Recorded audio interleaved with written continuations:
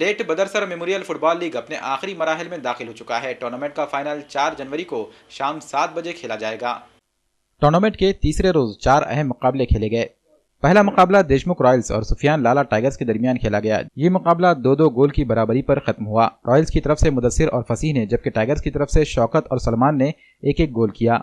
दूसरा मुकाबला AB tyres और तुलजेश यादव बॉयज के बीच खेला गया, जिसे एबी टायर्स ने 1 के मुकाबले 3 गोल से जीत लिया। एबी टायर्स की जानिब से बालचंद्र सुखारे, सैयद मुजफ्फर और मनीष ने एक एक गोल किया, जबकि तुलजेश यादव बॉयज की जानिब से इरफान शेख ने वाहिद गोल किया।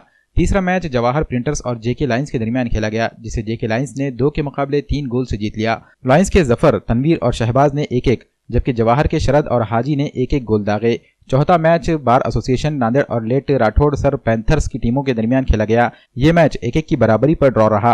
बार एसोसिएशन की तरफ से मुकुंद जमदाड़े और पैंथर्स की तरफ से शेख अल्ताफ ने एक एक गोल किए। टूर्नामेंट का फाइनल 4 जनवरी जुमा की शाम 7 बजे खेला जाएगा। इस मुकाबले का मुशाहिदा करने के लिए महाराष्ट्र के साबिक वज़ीर आला अशोक राव चौहान और कांग्रेस के सीनियर लीडरान भी मौजूद रहेंगे। फाइनल मुकाबले के बाद इनामी तकरीब मुनक़िद होगी, जिसमें अशोक चौहान व दीगर मेहमानान के हाथों ट्रॉफी व इनामात तकसीम किए जाएंगे।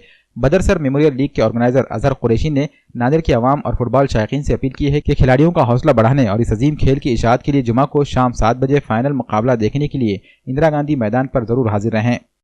आज यहाँ पर इंदिरा गांधी मैदान पर लेट बदरसर मेमोरियल फुटबॉल लीग सीज़न 4 का आज यहाँ पर तीसरा दिन है, पर तीसरा मुकाबला भी चालू है यहाँ पर। और इस टूर्नामेंट आखिरी चरण पे यहाँ पर पहुँच चुका है।